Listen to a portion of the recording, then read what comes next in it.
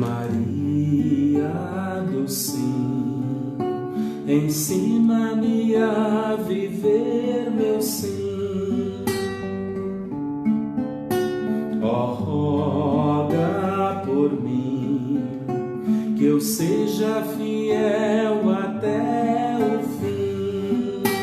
Um dia Maria deu o seu sim, mudou-se a face da terra, porque dar um sim nasceu o Senhor e veio morar entre nós o amor. Maria do sim, ensina-me a viver meu sim. Ó, roga por mim, que eu seja fiel até o fim. Um dia também eu dei o meu sim, um sim que mudou minha vida, porque dar um sim é igual a morrer, a fim de que Deus possa em nós viver. Maria do sim, ensina-me a viver meu sim. Ó, roga por mim, que eu seja fiel até o fim.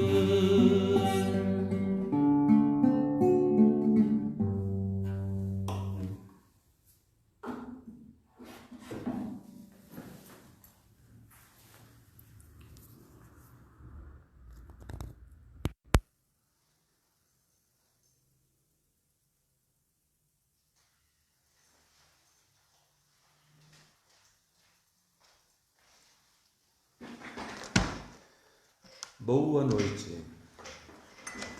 Vamos nos sintonizar. Momento importante das nossas segundas-feiras. Vamos ver. Muito bem, com o microfone, penso que facilita a nossa comunicação. Mais uma vez, nós estamos reunidos para dar continuidade à nossa aula de Mariologia, à nossa formação semanal. Assim sendo, nós ainda continuamos o tema Maria. E hoje nós vamos falar sobre o cotidiano de Maria de Nazaré. Olha que imagem bela, Nossa Senhora da Luz. É aquela imagem que na festa de Corpus Christi, lá em Curitiba, eu e Dom Francisco ganhamos de presente da Arquidiocese como sinal da nossa presença lá em Curitiba. Por isso, aguardo com muito carinho. E hoje eu a trouxe aqui, bem perto, para dizer que Jesus é a luz, mas a mãe, que foi a primeira iluminada por ele, é ela que nos aponta onde devemos estar e para onde devemos ir, para Jesus Cristo. Vamos iniciar a nossa formação rezando. Em nome do Pai, e do Filho, e do Espírito Santo. Amém. Jesus disse que quando 2 ou mais estivessem reunidos no nome dele, ele estaria presente. Se ele está presente e também está a sua mãe, vamos fazer um pedido a Jesus nessa noite. O nosso pedido em conjunto é o fim da pandemia, que o remédio chegue logo, a vacina tão esperada, a cura dos enfermos, a proteção para todos nós.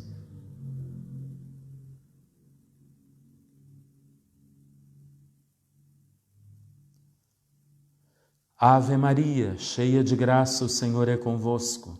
Bendita sois vós entre as mulheres, e bendito é o fruto do vosso ventre, Jesus.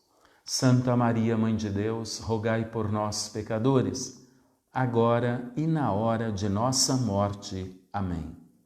Nossa Senhora da Luz, Nossa Senhora de Belém, Nossa Senhora Aparecida, Maria, Rainha de todos os títulos, Senhora, Mãe de Deus e Nossa Mãe, rogai por nós.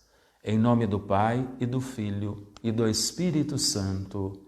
Amém. Vamos então iniciar.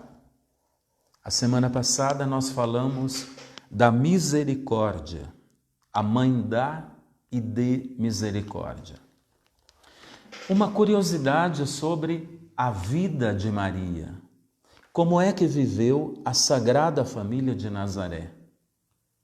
Sábado que vem, eu vou fazer a missa de abertura aqui na Catedral de Guarapuava, da abertura da Semana da Família. E durante a semana, todas as paróquias terão alguma atividade, embora restrita ou restritas, sobre a família com o tema deste ano.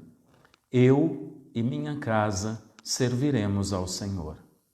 E guarde bem, dia 12, na outra quarta-feira, nós teremos um bonito live da família.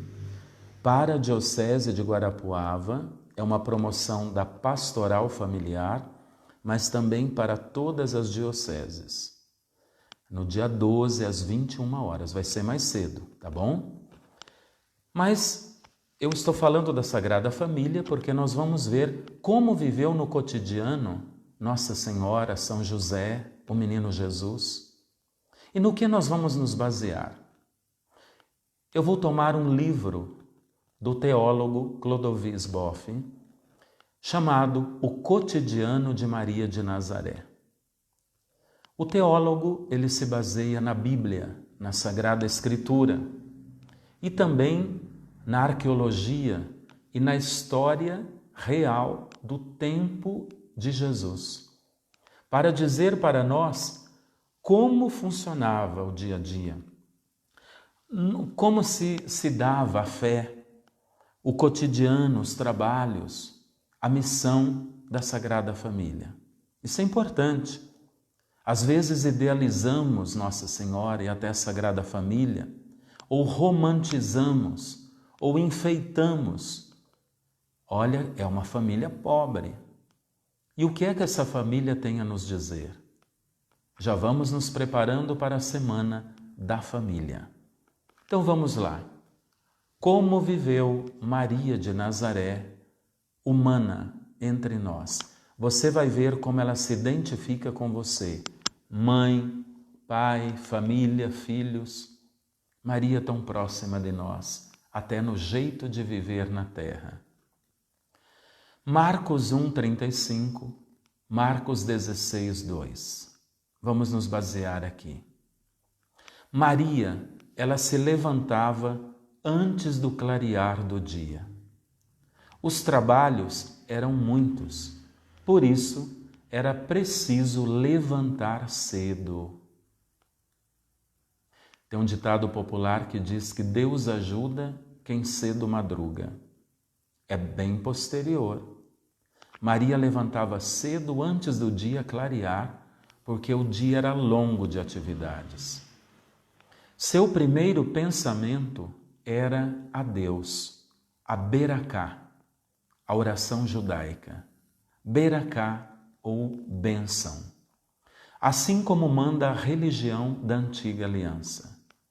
Mais ou menos era assim que Maria rezava quando acordava. Bendito seja o Senhor. Esta é a Beracá. Por tudo o judeu, a judia, rezava desta forma. Tudo bendizia a Deus. Para isso, para aquilo, para os pequenos e grandes gestos, desde o momento em que se acordava. A Beracá, ou o bendito seja o Senhor, perpassava o dia de todo judeu e de toda a judia. Como o contrário, é um usurpador. Quem não agradecia era aquele que usufruía de Deus, mas estava contra a aliança. Mais ou menos também era assim a oração.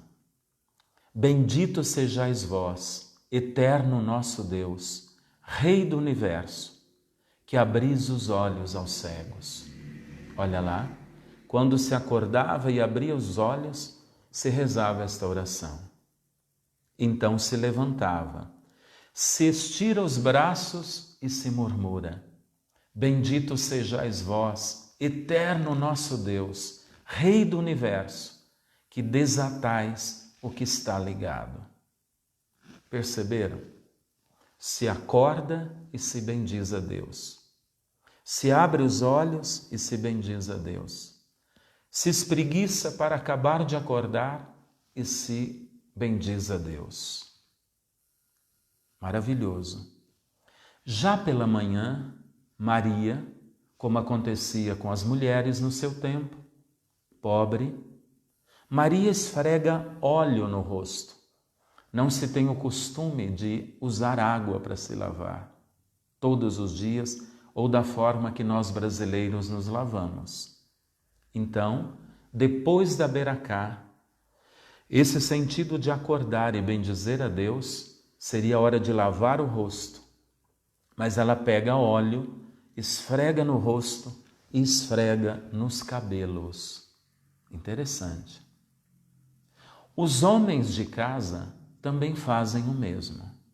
São José levanta depois o menino, passa óleo no rosto e também no cabelo, que é o azeite. Lavar-se com a água só era prática antes das refeições. Entendeu? De manhã é o óleo, o azeite de oliva, tão comum naquela época e nos países europeus. Itália, muito comum. Antes das refeições é que se lava com água. Lembra que os judeus cobraram de Jesus porque ele e os discípulos não lavaram as mãos antes da refeição. Quando se purificam ritualmente as mãos até o antebraço. Então, antes do almoço, não das refeições, almoço, jantar, se lava as mãos e se lava também o antebraço. Só se toma banho completo por ocasião das festas. Isto aparece em João 13:10. Para nós brasileiros é difícil de imaginar, né? Os membros da família de Nazaré contentavam-se em lavar os pés, as mãos e o rosto. João 13:9. Uma tenda no terraço da casa servia de banheiro. Não se tinha banheiro, nem se imagina como os nossos. Então, no terraço da casa, uma tenda. E ali então se improvisava o banheiro. Com canecas se derramava água sobre o corpo. Assim era o banho. Assim era na Sagrada Família. Assim foi Maria. Assim ela se banhou. Com canecas. As pessoas mais antigas vão lembrar do banho com canecas, né? Já fui para as missões, lugares difíceis, desafiantes, banho com a caneca e água no balde. Com as canecas se derramam água sobre o corpo, que escorre pelo chão de argila, como a chuva. O chão é de argila, é de barro, nada de cerâmica. Nem se imagina a comodidade que temos hoje.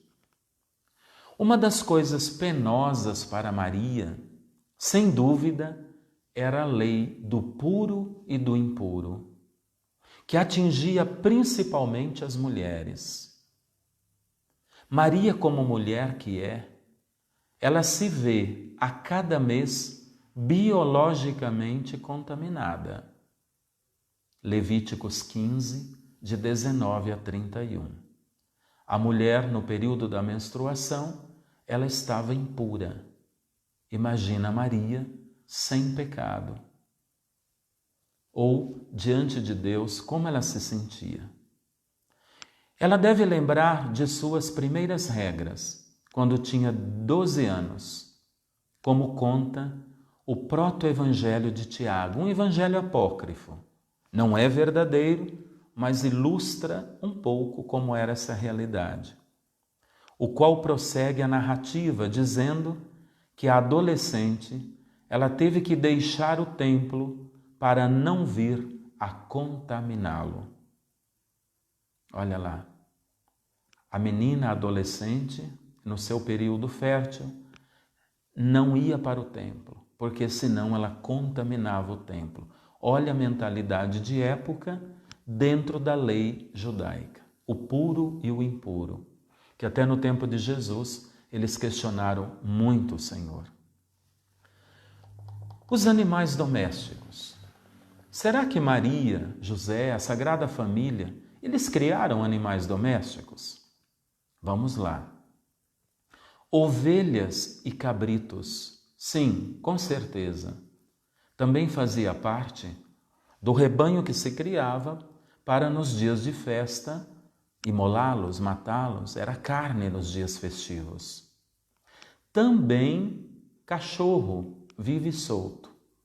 Um pouco mais raro, mas já nessa época nós temos cães. Um estado de cachorro ou de cães semi-selvagens era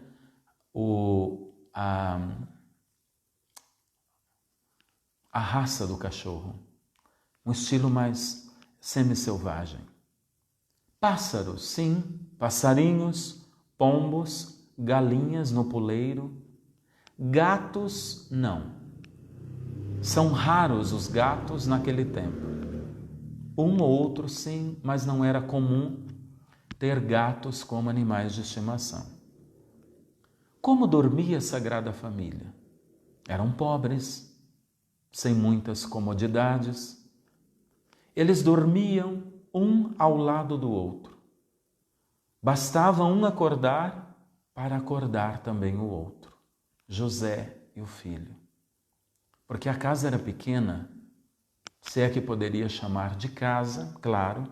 Quantos irmãos e irmãs nossos, pobres, moram em casas tão pequenas e às vezes com uma família numerosa. Se imagina 2 cômodos, o quarto, a sala já era a cozinha e nós temos ali uma saída, um terraço. Tudo muito simples, geralmente à beira da montanha.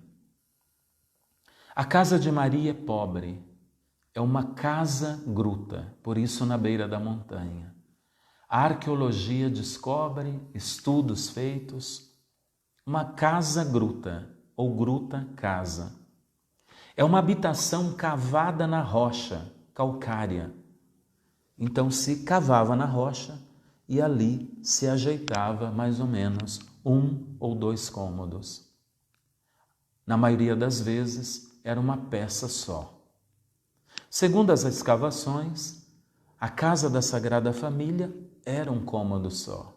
Como eu disse, também poderia acontecer de 2 cômodos divididos por uma espécie de cortina.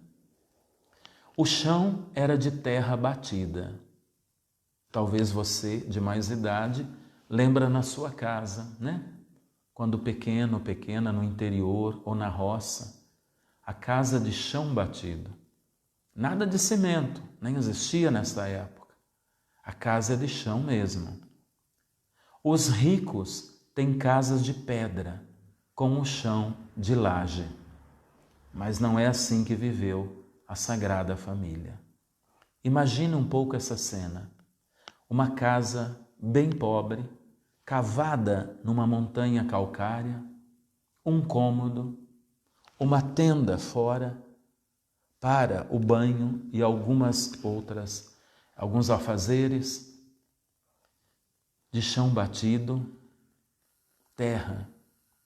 A casa-gruta de Nazaré só tem uma porta de entrada, não tinha outra porta, pela qual, durante o dia, entrava um pouco de luz. Na cavidade da parede era comum ficar uma lamparina, uma lâmpada com azeite, porque quando precisava do fogo, você já tinha ali o fogo ao seu dispor. Então passava direto, dia e noite, acesa aquela lamparina, o que dava um cheiro do azeite, era um cheiro até perfumado dentro da casa. E se cavava, como é terra, na parede, aliás, na pedra, se fazia essa cavidade e ali ficava então a lâmpada. Jesus falou muito disso. Vós sois a luz do mundo, ninguém acende uma lâmpada. Que lâmpada Jesus falou? Não falou das nossas lâmpadas. Ele falou dessa lamparina que na sua casa tinha. E quantas vezes ele que colocou óleo, ele que acendeu ou apagou aquela lamparina. Maria mantém acesa para ter sempre o fogo disponível. Isso também dá um cheiro de aroma adocicado dentro da casa. Faça o teste, viu? Azeite de oliva. Um cheiro mais adocicado. Esse era o cheiro. Então ali dava um certo perfume na casa e o fogo à disposição, que era trabalhoso para fazê-lo. Não se tem fósforo. Como morava a Sagrada Família? Ou seja, quem eram os vizinhos? A espécie, o jeito de viver dos pobres é o clã. O que é o clã? O pátio na frente da casa é comum. 4 ou 5 famílias. Olha lá, os pobres, bem vizinhos, todos são aparentados de José. Então vamos lá. A mulher, depois do casamento, ela ia morar não só com o marido, mas ia morar junto aos seus familiares, o clã do marido. Ali estavam os parentes todos. Maria deixou a sua casa, a casa de Joaquim e Ana, e foi morar entre os parentes de São José. Aliás, no Evangelho de Marcos, quando vimos o Evangelho de Marcos, a família de Jesus, vimos que Maria estava entre os parentes que foram buscar Jesus achando que ele estava fora de si, louco, não ia almoçar, não ia comer, e o povo estava ao seu redor. Era uma preocupação. Ali os parentes de São José não entendiam muito bem o que acontecia com Jesus. Ele era, na sociedade, um tanto subversivo pelas coisas que dizia, pelas atitudes, provocava a lei judaica. Ali estava a família de José. As famílias de Tiago, de José, de Judas, de Simão, que em Marcos 6,3 se fala os irmãos de Jesus, que na verdade não são irmãos de sangue, mas são primos de Jesus. Jesus mora entre os seus primos, entre seus parentes. Maria tem muitos parentes e parentas. Ela tem uma irmã. Em João 19:25, diz, ao pé da cruz estava Maria, a irmã de sua mãe, Maria de Cleofas. Então significa que Cleofas, ele é tio de Jesus, e Maria, mulher de Cleofas, ela é a tia de Jesus, a irmã de Nossa Senhora. Interessante esse detalhe, está em João 19:25. Cleofas, segundo estudos ou a tradição, diz, seria irmão de São José. Então, o irmão de São José, Cleofas, casado com uma irmã de Nossa Senhora, né? São ali também parentes bem próximos, Maria e Cleofas. Também Maria tem uma prima, a prima Isabel, bastante conhecida, em Lucas 1:36, que ela foi ajudá-la até o nascimento de João Batista. Em Nazaré, Maria tem algumas sobrinhas. Já pensou nisso? Está em Mateus 13:56. Sobrinhas. Mas ela e o filho estão integrados no clã do marido. E seu marido é São José, com o qual nem sempre nesse clã se entende bem. Como eu disse, era um pouco confuso, as relações eram confusas, até por causa de Jesus. Maria, quando vai morar com São José, eles não estavam casados ainda e ela já está grávida, a barriga já está aparecendo. A partir daí, imagina entre os parentes do marido o que é que não se comentava.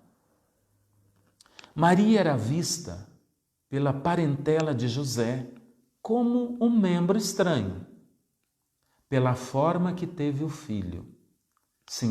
Ficou grávida e ainda não estava casada com José. E como Jesus às vezes se comportava, como acabamos de falar. Mas Jesus dirá que o profeta, ele nunca é bem aceito na sua terra. E às vezes, até mesmo entre os parentes. Marcos 6:4. Todas as grandes decisões relativas à pequena família de Maria, ela passa pelo clã. Olha lá, você sabia disso? Ou seja, as decisões que Maria tem que tomar com São José não são decisões apenas de uma família. O clã, ali os parentes também ajudam a decidir. Por isso foram lá buscar Jesus. Foram juntos com Maria para buscá-lo, porque Jesus nem ia para casa para se alimentar. Assim, mais ou menos o clã da família de Nazaré envolve umas 30 pessoas. Se nós tomarmos ao pé da letra algumas citações bíblicas, e aqui são estudos do que eu estou falando para vocês, mais ou menos ali no clã nós tínhamos 30 pessoas. Ali Maria realiza os trabalhos caseiros e ali José tem a sua oficina. Quais eram os instrumentos comuns para todos? Olha lá, se ela está no clã do marido, se nós temos ali 4, 5, 6 residências, todas muito próximas, quase juntas, naquela rocha ou à beira da rocha, o que era comum para todos? O forno de pão. Claro, a mulher tinha que fazer pão todos os dias. E qual era o pão comum? O ázimo, o pão sem fermento. É aquele pão que nós às vezes compramos e parece o pão sírio, às vezes até usamos em alguma missa particular, especial, quando consagramos o ázimo que alguém faz, ou então se usa o pão sírio. Então, o forno de pão era para todas as famílias. Maria estava incluída com São José aí nessas famílias, no horário de usar o forno de pão, porque o pão se fazia todos os dias. Também o moinho doméstico de 2 pedras. Jesus falou sobre isso, a pedra de moinho, e ele falou sobre o escândalo. Quem provoca o escândalo, seria melhor amarrar uma pedra de moinho no pescoço e se lançar para baixo na água, no mar. Pedra de moinho, eram grandes pedras, 2 pedras para moer o trigo. Também era do clã, tinha que esperar a sua vez. O pilão de esmagar as olivas para o óleo era feito ali. Quantas vezes Maria não só fez o pão cotidiano, mas também o óleo, o azeite de oliva. Ela fazia dentro do pilão de esmagar as olivas. Era caseiro. A bacia de lavar roupas também tinha que dividir entre as famílias. Onde se recebiam as visitas? Era no pátio. A visita não entrava para aquele cômodo, não era comum. E existia uma fossa, não existia banheiro. No passado se falava privada, né? Ou seja, privativo, particular.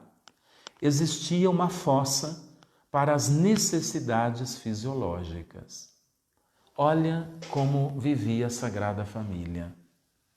E essa fossa, ela era para todas as famílias, não era para uma família exclusiva. No bosque, onde ficava essa fossa? Ela ficava no bosque, porque nós tínhamos as casas bem próximas e nós tínhamos um pouco de plantações, como um bosque, se plantavam também algumas flores, e ali no meio do bosque uma fossa para as necessidades fisiológicas. Até aqui, neste momento de fazer as necessidades, se rezava a Beracá. ou seja, a oração de ação de graças. Por tudo, o dia todo das pequenas e grandes ações, afazeres, se rezava bendito sejais nosso Deus. Tudo se rendia graças a Deus. As flores. Se cultivavam flores. Era comum as famílias plantarem, terem pomar e flores. Com certeza no pátio da casa da Sagrada Família, aí no clã, entre as outras casas dos parentes de São José, existiam flores. Porque a Galileia, ela era conhecida por ser uma região de muitas flores. Quais são os tipos de flores que se cultivavam naquela época? Que flores Maria talvez teria colhido para colocar num vaso? Tulipas. Também jacintos. Narcisos. Hoje pouco comum. Há pouco tempo eu vi uma plantação de narcisos. Parece uma orquídea pequena de chão amarela. Jasmins e também os lírios do campo, que Jesus inclusive falou deles, Mateus 6, 28. E também rosas. Olha lá, essas são as flores mais típicas da época de Nossa Senhora. Vou repetir: tulipas, jacintos, narcisos, jasmins, lírios do campo e rosas. Quais eram as árvores frutíferas mais comuns? As mais comuns eram as videiras, uvas, e figueiras, os figos. Vamos ver em muitas passagens dos evangelhos esses dois tipos de árvores frutíferas. Vamos ao cotidiano, o dia a dia. O que Maria fazia no dia a dia? Depois de arrumar a casa, aquele cômodo com várias coisas ali dentro, a primeira coisa que Maria tem que fazer logo cedo, olha lá, levanta cedo, passa óleo no rosto, no cabelo, vai fazendo a beracá, todos os gestos, tudo com oração. Olha o nosso costume cristão, herdamos dos judeus, ação de graças, bendizer a Deus quando se acorda, rezar pela manhã, tem até oração muito simples. Com Deus me deito, com Deus eu me levanto, lembra? Aprendemos lá em casa, com a vovó, com os pais. Muito bem. Maria depois arrumava a casa, colocava as coisas no lugar e a primeira coisa que ela ia fazer, logo cedo, era buscar água. Esse era um trabalho da mulher. O homem não buscava água. Lembra da samaritana quando Jesus a encontrou junto ao poço de Jacó? A samaritana era uma das últimas que foi buscar água, mas ainda de manhã. João disse que era quase meio-dia que aquela mulher chegou. Certamente ela deixou para ir mais tarde por causa da fila das mulheres ao redor do poço. O poço era o lugar do encontro, do bate-papo, às vezes até das fofocas, né? A mulher é que busca água. A fonte é o ponto de encontro das mulheres da aldeia. Quantas vezes Maria se encontrou com várias mulheres pobres ao redor do poço? Todos os dias precisa buscar água. Maria volta para casa com uma espécie de moringa na cabeça, sobre uma argola de pano. É comum no tempo dela, olha lá, colocar uma argola de pano sobre a cabeça e colocar a moringa com água, uma grande moringa. Podemos imaginar quantas vezes Jesus foi com a sua mãe, os meninos, olha lá, as crianças acompanhavam as mães. Quantas vezes Jesus foi ao poço, aquele poço comunitário, com sua mãe buscar água e ajudar. Uma vasilha pequena, o menino já levava, ajudava a mãe. O pão é o principal alimento do judeu. Maria faz o pão em casa, todos os dias. Olha como é trabalhoso. Por isso que tem que levantar cedo, ou tinha. porque o dia era muito ocupado. Ela faz o pão, e o pão dos pobres é de cevada. Os ricos comiam o pão feito com a flor do trigo. Aqui estamos diante de uma família pobre. Por isso essa família, ela faz o pão de cevada. Quer uma prova? João, na multiplicação dos pães. Ontem o evangelho era de Mateus, não fala do menino pobre com pães de cevada. Em São João se fala. Então ali era um menino pobre que levou um pão, aliás, levou pães e colocou aquele seu lanche à disposição para a multiplicação. Os pobres que partilham. Pão de cevada. Do trigo só nas festas. Os pobres faziam os pães com a flor do trigo, como os ricos, mas só nas festas. Festas porque eram para Deus, Yahvé. Mas antes tem que moer o grão.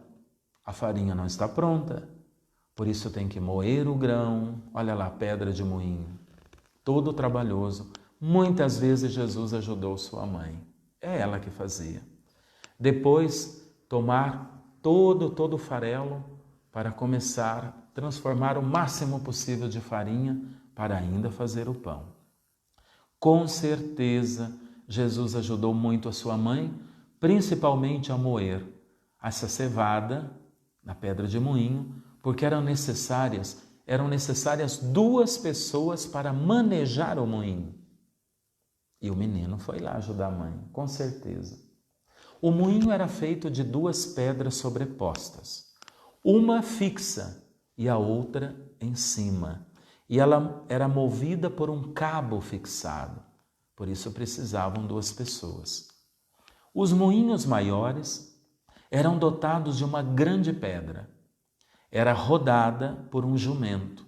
Os grandes não dava para o menino ajudar, nem as pessoas conseguiam.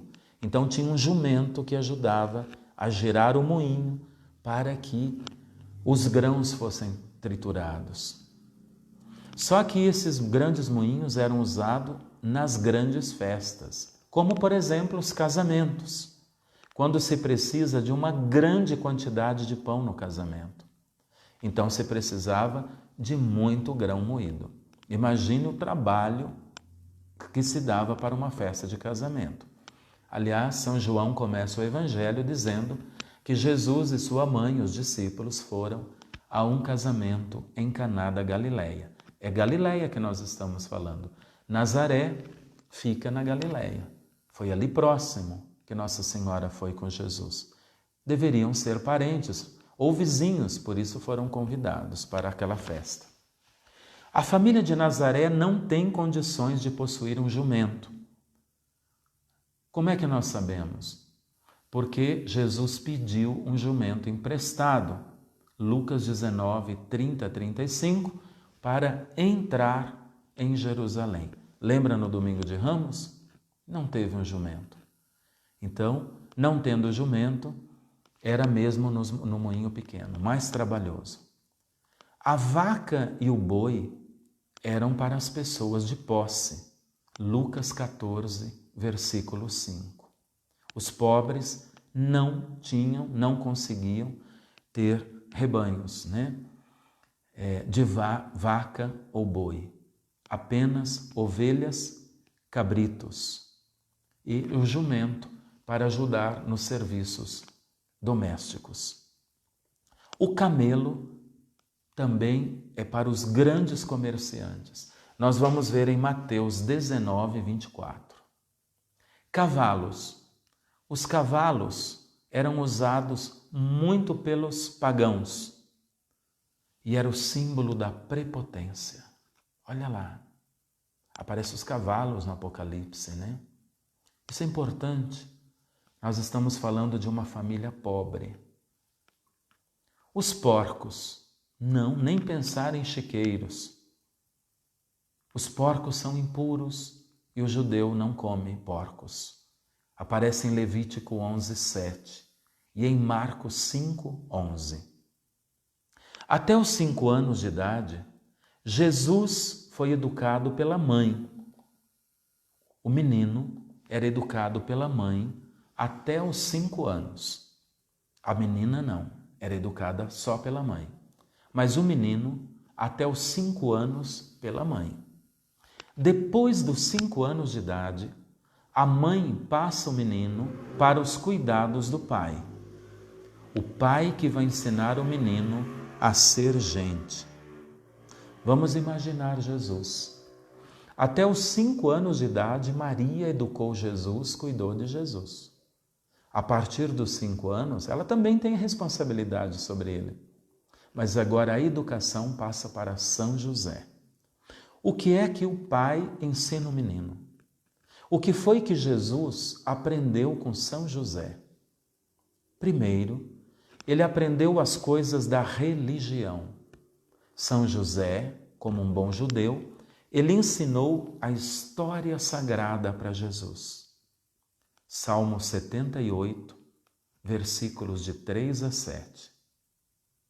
Ele ensinou a Torá, as orações dos salmos e os oráculos proféticos. São José ensinou os mandamentos da lei de Deus. Deuteronômio 6:7. O pai tem que ensinar os mandamentos. São José ensinou para Jesus o sentido das festas judaicas, o sentido das festas da religião. Isso está em Êxodo 13, no versículo 8. Também São José ensinou para Jesus, depois dos 5 anos, algumas tradições dos antigos. Aquilo que passou de família a família, principalmente as tradições da sua família, a família do seu pai terreno, uma vez que moravam no clã e tinham uma tradição familiar. Como todas as nossas famílias têm algumas tradições por causa de regiões, comidas, costumes, mesmo no Brasil. Às vezes o dialeto, olha lá, o hebraico é a língua, o aramaico é o dialeto. Também São José ensinou a Jesus, depois do sentido do seu ofício. São José ensinou Jesus a ser um carpinteiro. Idade? Depois dos 5 anos de idade. São José talvez seria preso hoje. Exploração infantil. Mas era o costume e fazia parte da época e também fazia parte da religião, Ensinar o ofício. Claro, nós não podemos compactuar com a exploração do trabalho infantil. E muitas vezes isso é garantido, nos direitos da criança, bem como várias explorações até como escravos. Fechamos parênteses. Jesus, depois dos 5 anos de idade, era comum encontrá-lo na carpintaria de São José. Jesus se tornou aprendiz do seu pai e depois depois da morte de São José, ele se tornou o seu sucessor. Tanto que ele foi reconhecido como o filho do carpinteiro. Fala como perito da madeira verde e também fala da madeira seca. A prova de que Jesus aprendeu o ofício de São José, do pai terreno, e Jesus fez mesas, cadeiras, utensílios de casa, nós vamos encontrar em Lucas 23, dos versículos 34 e 35. Por quê? Porque Jesus falou da madeira verde e falou da madeira seca. Lembra no encontro com as mulheres no caminho do Calvário?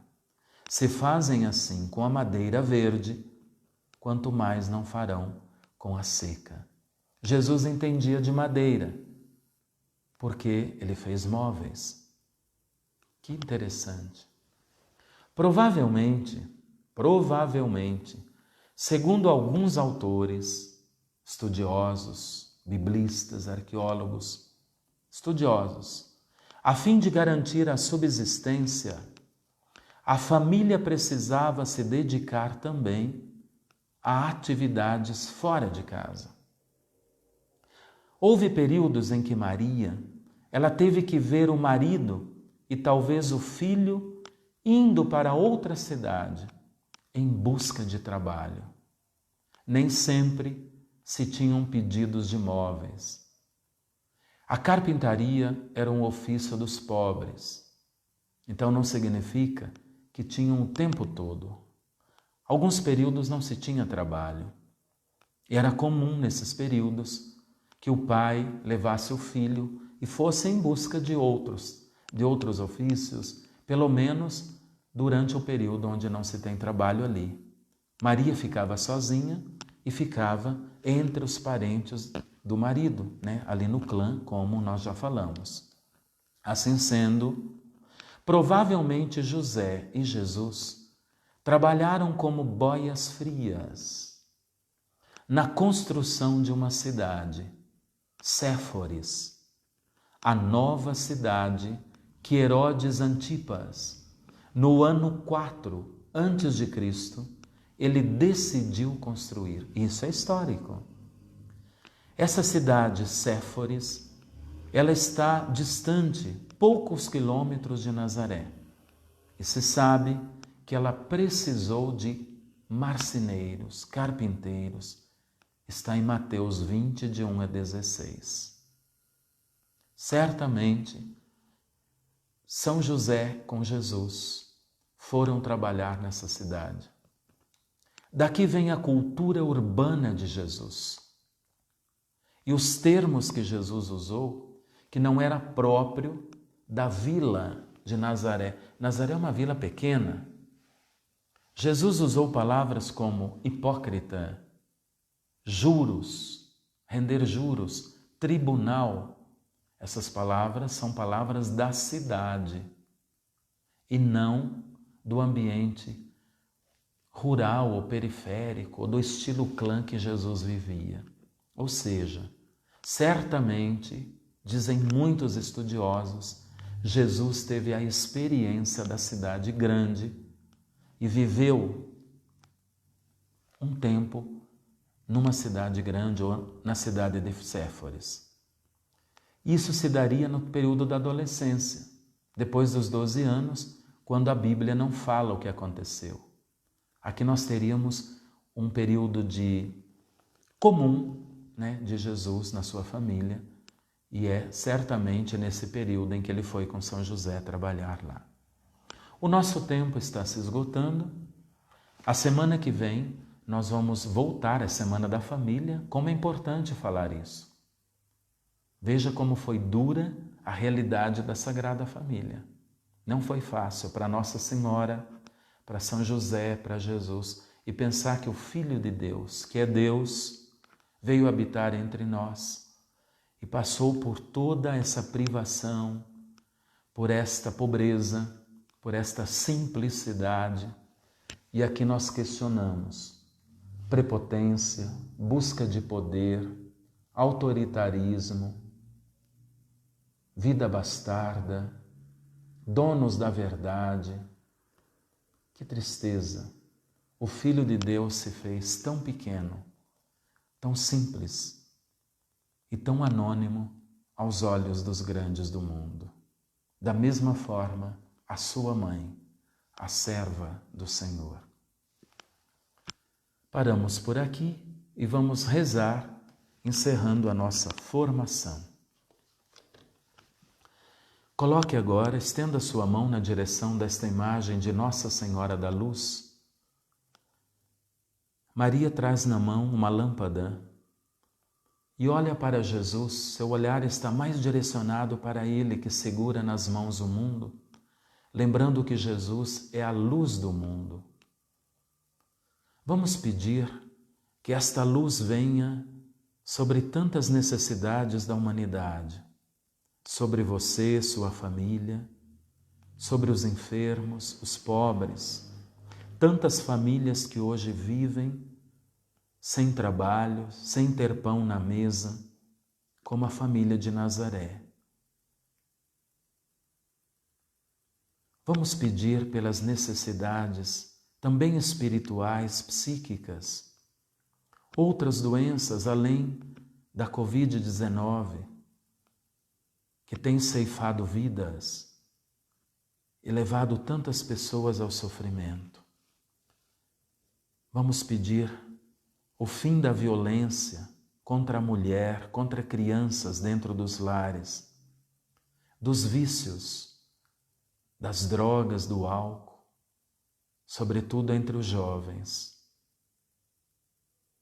Vamos pedir mais valorização dos idosos, a santificação das famílias. Coloque seu pedido novamente a Maria.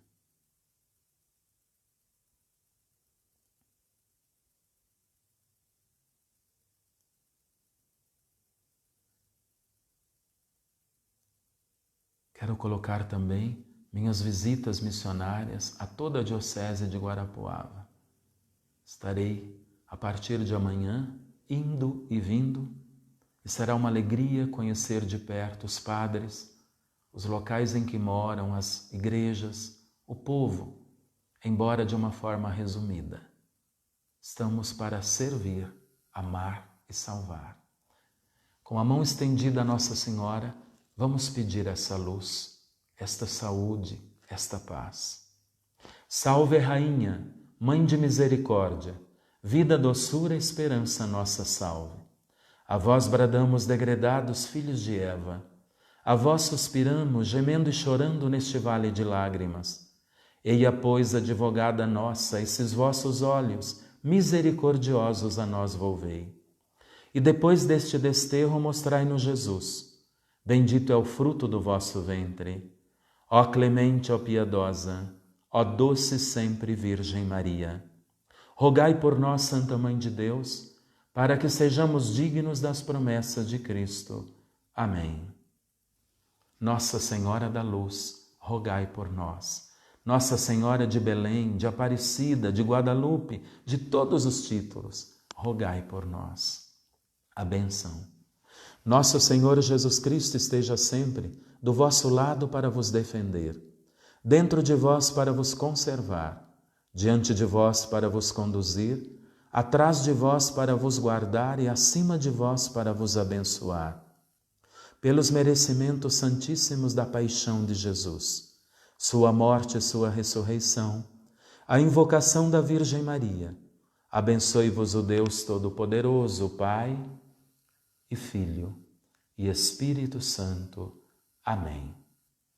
Na próxima quarta-feira teremos oração às 21h30, porém vai depender do local em que eu estiver lá em visita na Diocese. Vamos fazer de tudo para rezarmos juntos 21h30 na quarta-feira. Se eu não colocar no Facebook é porque não deu certo, tá bom? E na sexta-feira, 18 horas, a missa vocacional. Uma boa noite, um bom descanso. Fique com Deus e com a presença e a intercessão de Nossa Senhora.